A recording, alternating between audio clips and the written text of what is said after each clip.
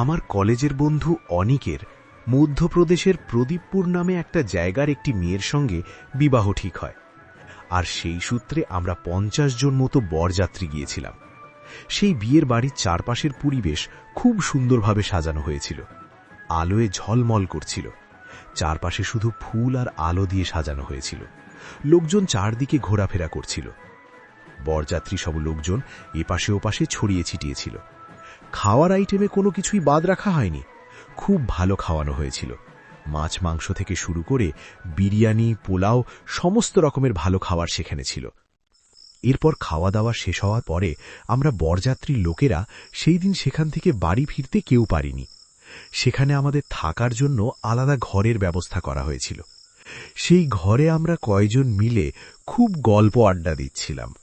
সেখানে আমার কিছু চেনা আর কিছু অচেনা মানুষও ছিলেন। কিরে পরিতোষ, এরপর নিশ্চয়ই তোর বিয়েতে খাচ্ছি আমরা। কেন ভাই, আমার বিয়েতে কেন? তোর তো গার্লফ্রেন্ড ঠিকঠাকই আছে, তাহলে তুই আগে বিয়ে করে নে। না না ভাই, আমি এখন বিয়ে করব না। আমাদের বিয়ে করতে এখনো 10 বছর দেরি। বলিস কি রে ভাই, 10 বছর পর তো আমরা সবাই বুড়ো হয়ে যাব, লাঠি নিয়ে যেতে হবে তো তখন। সবাই যখন নিজেদের মধ্যে গল্পে মত্ত, তখন আমার চোখ যায় সেই ঘরের দরজার দিকে। আমি দেখি সেখানে দাঁড়িয়ে আছে একটি মেয়ে। মেয়েটা ছিল অত্যন্ত সুন্দরী, শান্ত মনের। তার ছিল ঘন কালো চুল, চোখগুলো ছিল একেবারে পটল চেরা। তাকে যেন কোনো সাজ ছাড়াই অত্যন্ত সুন্দর লাগছিল। আমি তার দিকে এক দৃষ্টিতে তাকিয়েছিলাম, আর সেই মেয়েটাও আমার দিকে এক দৃষ্টিতে তাকিয়েছিল। তার মুখের দিকে তাকালে আলাদা একটা শান্তি অনুভব হচ্ছিল। আমি আর স্থির হয়ে বসে থাকতে পারলাম না। মনে হলো সেই মেয়েটার সাথে একবার হলেও কথা বলি। শোন বন্ধুরা, তোরা একটু গল্প কর, আমি একটু বাইরে থেকে আসছি।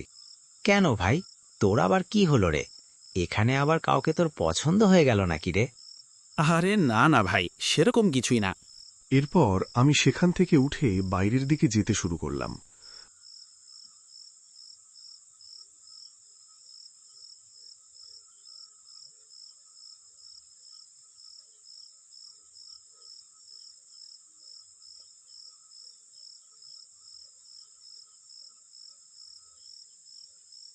বাইরে যেতে আমি দেখলাম সেই মেয়েটা দূরে দাঁড়িয়ে আছে, যেন সে আমার অপেক্ষায় দাঁড়িয়ে আছে। তার মুখ দেখে মনে হলো সে আমাকে কিছু বলতে চায়। কি জানি না, আমিও তাকে দেখে তার প্রেমে পড়ে যাই। এরপর আমি তার কাছে যেতে থাকি। আমি তাকে অনুসরণ করতে করতে একটা ঘরে এসে পৌঁছাই। আমি মেয়েটার দিকে তাকিয়ে একটা ভালোবাসার শান্তি অনুভব করছিলাম নিজের মধ্যে। আমি মেয়েটাকে কিছু বলতেই যাব, আর তখনই মেয়েটা বলে উঠল, কি বাবু, আমাকে আপনার এত পছন্দ হয়ে গেল যে একেবারে আমার পিছন পিছন চলে এলেন আমার শোয়ার ঘরে? না মানে, তুমি কি করে বুঝলে আমার তোমাকে পছন্দ হয়েছে? আমি তো এমনিও তোমার পিছন পিছন আসতে পারি। জীবনে কত পুরুষ মানুষই দেখলাম। ছাড়ুন সেসব কথা। আরে, অত কথার কি আছে? কাছে আসুন, ভালোই যখন লেগেছে আমার পাশে আসুন। কি বলছো কি এসব? তুমি জানো তুমি কি বলছো, নাকি আমার সাথে মজা করছো? তুমি তো আমাকে চেনো না, তাহলে কেন এসব বলছো আমায়? কেন? ভালোবাসা কি খারাপ নাকি? আপনার তো চোখ দেখেই বোঝা যাচ্ছে আপনি আমার প্রেমে পড়ে গেছেন। এরপর আমি নিজেকে আর স্থির রাখতে পারলাম না। এরপর ঘর অন্ধকার করে দিলাম। মেয়েটা খাটের উপরে শুয়েছিল।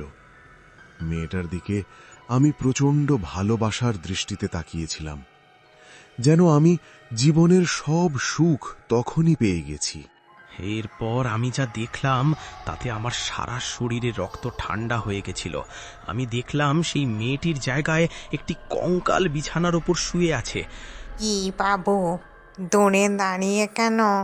আমার কাছে আসুন, আমায় ভালোবাসুন, আমায় ছুঁয়ে দেখুন। দূরে দাঁড়িয়ে কেন আছেন? আমার মুখের ভাষা যেন হারিয়ে গেছিল। আমি কিছু বলে উঠতেই পারছিলাম না। তখনই আমি প্রচণ্ড দৌড় দিলাম।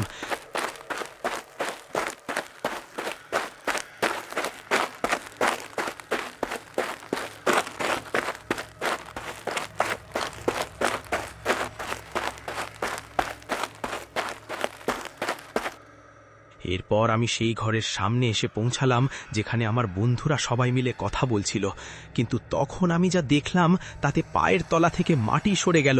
আমি দেখলাম আমারই মতো একজন সেই গল্পের আসরে বসে আছে। আমার মনের মধ্যে প্রশ্ন হতে লাগলো, তাহলে আমি কি বেঁচে নেই, নাকি এটা অন্য কেউ? নমস্কার বন্ধুরা, এই গল্পের দ্বিতীয় পর্ব খুব তাড়াতাড়ি আসছে, তাই যদি গল্পটি তোমাদের ভালো লেগে থাকে তাহলে লাইক করতে ভুলো না, আর গল্পটি দেখার জন্য তোমরা এই চ্যানেলটিকে সাবস্ক্রাইব করে রেখো। থ্যাংক ইউ বন্ধুরা।